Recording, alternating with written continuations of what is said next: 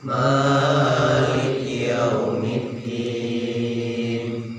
Iyyaka na'budu wa iyyaka nasta'in. Ihdinas siratal mustaqim. Siratal ladzina an'amta 'alaihim ghairil maghdubi 'alaihim waladdallin. Amin.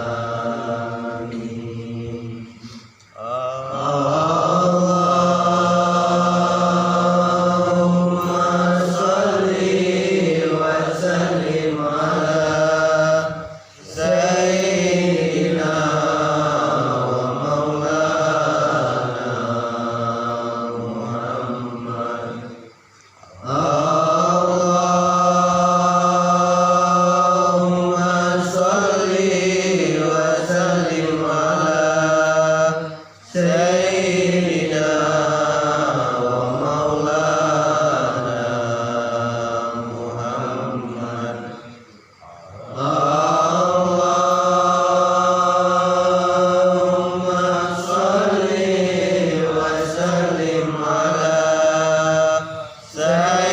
sayyidina wa maulana Muhammad wa ala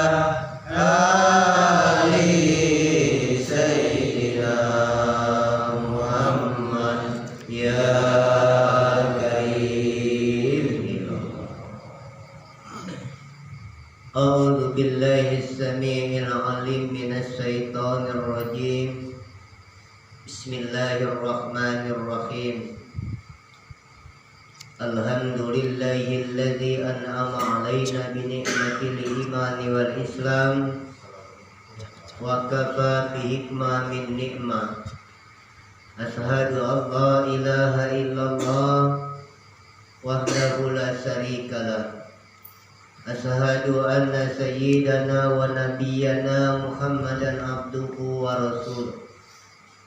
Allahumma salli wa sallim ala sayyidina wa maulana Muhammadin fil awwalin wa salli wa sallim ala sayyidina Muhammadin fil akhirin. Subhanaka la ilma lana illa ma 'allamtana innaka antal alimul hakim. La haula wala quwwata illa billahil aliyyil azim. Amma ba'd. Fa ya ayyuhal ikhwanal hadirun rahimakumullah, ittaqullaha haqqa tuqatih wa la tamutunna illa wa antum muslimun. Marilah senantiasa kita bersyukur atas kehadirat Allah Subhanahu wa taala, yang mana dengan kehadirat Allah Ta'ala juga sehingga pada malam hari ini kita masih dianugerahkan Allah, diantaranya anugerah kesehatan, kesempatan, tauhid, iman, Islam, insyaallah ma'rifatullah. Ketahuilah apa-apa yang telah Allah berikan pada tiap-tiap diri kita ini, pada mana hakikatnya Allah Subhanahu wa Ta'ala memperkenalkan akan dirinya. Salawat teriring salam senantiasa tercurahkan kepada baginda Nabi besar kita Muhammad Rasulullah sallallahu alaihi wasallam, kepada keluarganya, sahabatnya, tabi'in wa tabi'in, dan insyaallah kita pengikut setia beliau sampai akhir hayat. Jemaah sekalian, ketahuilah sebagaimana kita ketahui bahasanya kita ini belajar tasawuf atau tauhid atau ilmu ma'rifat. Maka dalam belajar ilmu ma'rifat ini memang tiada henti dan tiada tamat, senantiasa dalam bimbingan dan arahan, baik yang sudah lama, yang bertahun-tahun, apalagi yang baru. Kenapa? Di dalam ilmu ma'rifat ini apabila tanpa pembimbing, bukan tidak bisa terjadi penyimpangan akidah. Penyimpangan akidah. Terkadang-kadang ada yang menggugurkan syariat, baik itu syariat wajib ibadah ataupun dalam ibadah sunnah. Oleh karena itu tidak dapat hanya membaca kitab, ataupun belajar dengan hamba Google, YouTube, YouTuber dan lain sebagainya. Boleh menyerap ilmu dari sana, tetapi ada yang pembimbing khususianya.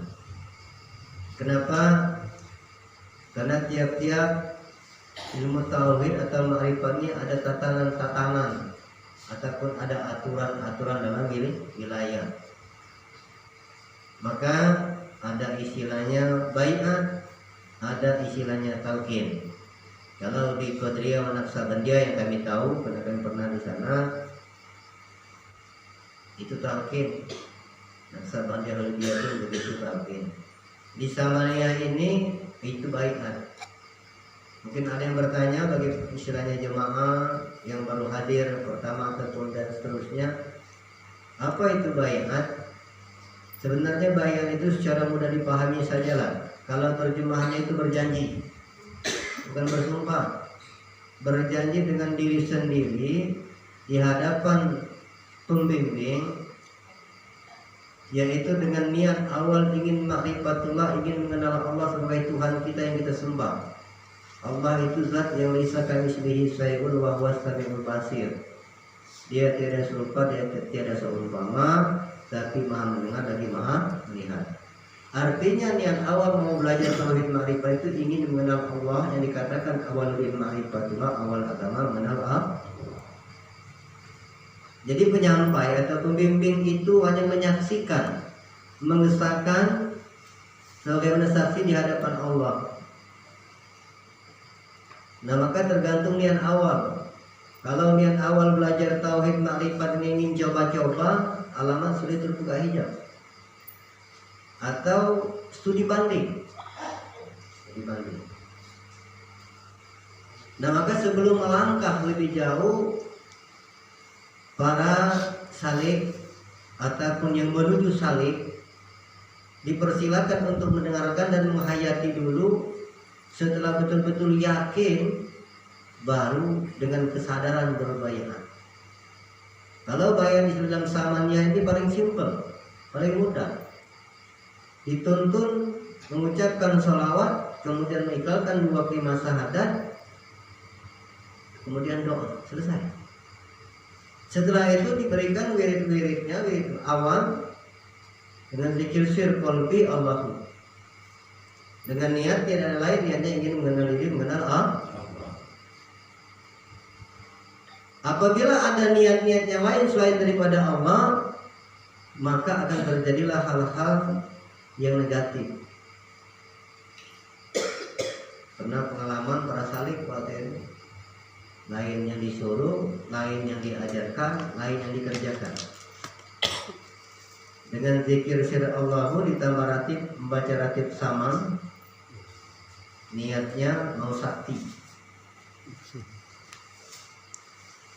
3 malam kemasukan. Maka kami pesankan bagi yang baru datang, baru mendengar, maka sebelum melangkah itu dipikirkan dulu. Karena belajar tasawuf ma'rifat tidak bisa coba-coba. Dan kami pun pribadi masih terus belajar, tidak pernah putus belajar.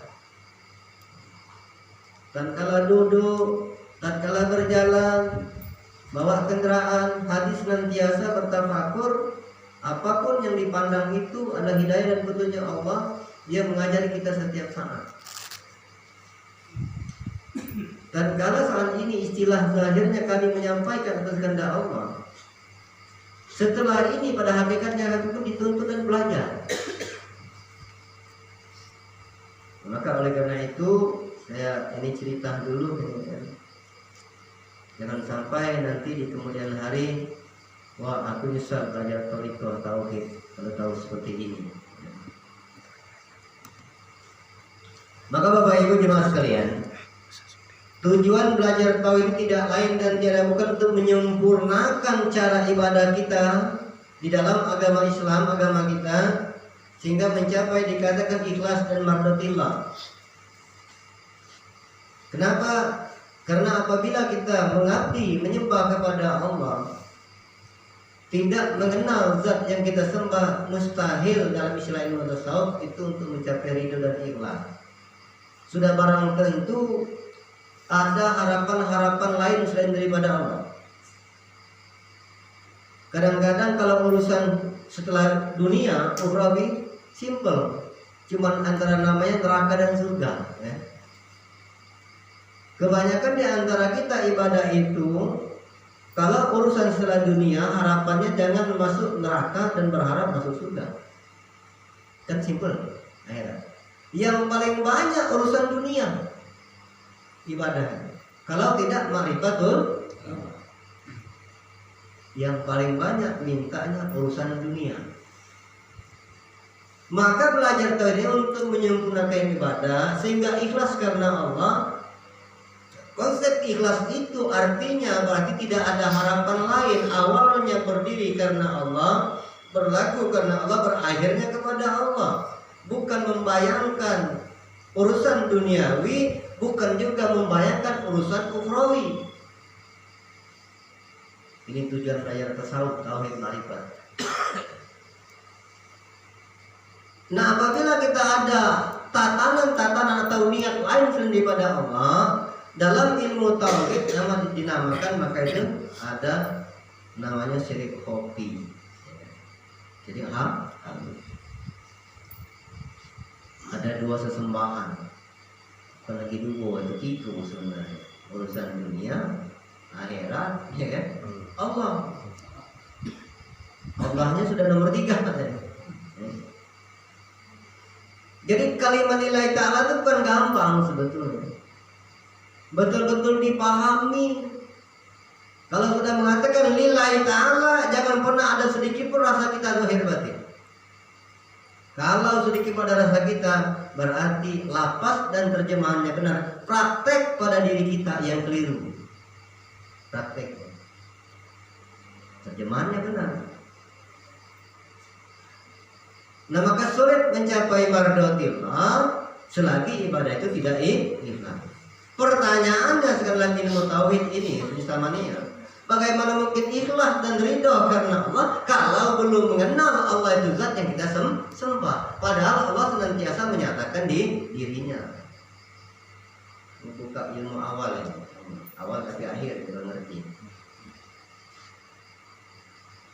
Sempurna ibadah wajib dan sunnah itu karena awaludin ma'rifatullah, awal agama itu mengenal Allah. Nah, tinggal kita ini kenal belum? Kalau tidak kenal, jadi ikhlas itu cuma cerita. Lillahi ta'ala itu cuma cerita. Ini yang kami maksud tujuan kita belajar tauhid. Bukannya orang tahu itu tahan tembak misalnya, bukan. Orang tahu itu misalnya tahan senjata tajam, bukan. Orang belajar itu melepaskan daripada segala macam kesyirikan-kesyirikan yang menduakan Allah. Kita ini banyak kan, kadang-kadang ayat dibuat bacaan, amalan untuk urusan dunia, itu kan termasuk syirik khafi. Kadang-kadang bacaan bahasa daerah, misalnya bahasa Melayu kan ada, kalau dalam istilah Melayu itu ilmu bari lah istilahnya. Kalau bahasa Jawa mungkin dengan bahasa Jawa kan diyakini ada kekuatan, itu termasuk syirik sebetulnya. Maka dalam satu isyarah dalam dalil mengatakan man abidal asma' dunal makna faqad kafar. Apabila kamu tahu, kenal kepada nama-nama Allah, nama itu sudah nama-nama Allah, ayat-ayat, tidak mengenal Allah yang punya nama, punya ayat, maka kita itu menyembah nama. Artinya menyembah nama itu meyakini nama-nama itu punya kekuatan, punya khodam. Sebetulnya tidak ada khodam itu secara hakikatnya. Nah, kalau kita ada hodam, maka jadilah namanya korin dalam bahasa. Ya, korin itu bahasa Qurannya terjemahnya setan, tanya yang baca Arab. Akhirnya muncullah korin-korin itu. Maka dikatakan menyembah nama. Hodam itu pun nama, karena sudah dijadikan. Maka kalau tahu dengan tidak tahu hakikat yang punya nama, setiap yang punya nama itu disebut namanya Allah, zat yang punya nama. Artinya kita terbatas menyembah nama, tidaklah menyembah Allah yang punya nama. Ini. Maka dunal makna fakal kafar katanya. Maka kita itu keingkar. Benar kita introspeksi diri selama ini. Ibadah sudah rajin, apa saja ibadahnya. Zikir sudah rajin. Tenang tak jiwa? Banyak tak berkeluh kesah? Kalau banyak berkeluh kesah dengan qadar Allah, itu bukti nyembah nama. Ini tujuan belajar tauhid, bukan hebat ya? Bukan bisa terbang, bukan bisa ngilang, bukan misalnya terbijak dengan paku tidak terluka. Bukan itu. Supaya mengerti dengan semua kejadian setiap dengan diri kita ini, kita sudah meyakini dengan wahdaniyah, dengan keesahannya Allah, dengan ketetapan Allah, janji kita sudah pada Allah. Tatkala di alam ruh, bahkan di alam mahfuz sekali itu. Sebelum bumi ini dijadikan suratan, kita sudah ada. Ini tujuan belajar tauhid. Maka penting sebetulnya dalam agama itu mengenal Allah. Kita ini setengah ini apa tuh cuma syariatnya saja kan? Ya betul, syariat itu tidak salah. Maksudnya katakan tadi tauhid untuk menyempurnakan syariat, bukan untuk meremehkan syariat. Semakin sudah mengenal Allah, semakin indah, sejuk dalam beribadah karena sudah betul-betul dilahir. Kadang-kadang aneh, sudah makrifat tak sembahyang. Aduh, ajaran dari mana? Buat Tuhan dewe, buat Nabi dewe. Dia kalau dari Nabi Muhammad tak ada. Nabi-nabi sebelumnya juga tidak ada. Dari dulu tauhid ini, cuma cara rukunnya itu yang berbeda, cara ibadahnya. Lalu Nabi Sulaiman salatnya berdiri saja, ya kan? Tetap ada, cuman maka Nabi itu menyempurnakan syariat ajaran Nabi terdahulu. Nah sementara kita nih ajaran kesempurnaan daripada Nabi Muhammad ini terdahulu, ngane kalau tidak bersyariat. Bagaimana untuk yang dikatakan sehingga tidak menyekutukan Allah, tidak syirik mendoakan Allah, tidak menyembah nama, maka wajib tahu kepada yang punya zat namanya, ya. Kalau disebut namanya itu nama zat itu Allah. Nah, bagaimana cara untuk mengenal wajhullah, wajah zatnya Allah? Yang dikatakan ba'aina ma tuwallu bersama wajhullah, di mana kau hadapkan wajah zatnya Allah, maka mau tidak mau kita memikirkan, mentelaah, meneliti tentang diri yang ada ini, yaitu zahir batin. Harus mengenal diri. Karena Allah, zat Allah itu senantiasa nyata pada tiap-tiap keadaan kita. Baik pun tatkala kita sehat, senang, susah, sakit, senantiasa Allah itu nyata.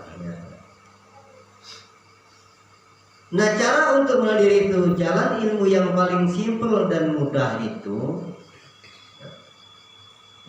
pintu ilmunya 7 sifat ma'ani dan sifat 20. Itu yang paling mudah dipahami sebetulnya. Simple itu arti simple kan. Artinya kudrat, artinya kuasa. Kudrat kuasa. Iradat kehendak, hayat hidup, ilmu tahu. Kemudian ilmu sama pendengaran Allah. Basor pandangan Allah. Kalam perkataan Allah. Jadi kudratullah, iradatullah, hayatullah, aliman Allah, Kemudian samanya Allah, basornya Allah, pandangan Allah, dekat Allah. Nyata ya. Maka kata Allah, wa fi anfusikum afala tubsirun, telah nyata pada diri kamu, kenapa tidak memperhatikan? Banyak ayat mengatakan itu, bahwa aina kuntum, Allah serta kamu barang di mana kamu ada. Ya kalau Allah ada dan nyata terus, tapi kita yang tidak mengenal kenyataannya Allah. Kenapa? Karena kita memandang bentuk asma dan sifat inilah, tidak mengerti hakikat asma dan sifat. Ini kalau simpulkan itu dihayati, simpel betul, mudah. Jangan dianggap sulit. Kalau kita mengatakan susah, sulit, ya sulit. Allah tidak pernah memberikan kesulitan pada umat manusia ini, tapi kita yang membuat satu kesulitan. Nah kalau kita hayati 7 sifat itu, jelas-jelas Allah itu ada. 7 sifat itu sifat Allah, namanya kenyataan zat yang dekat pada kita. Tidur pun dia tetap tidur kan, masih hidup kan.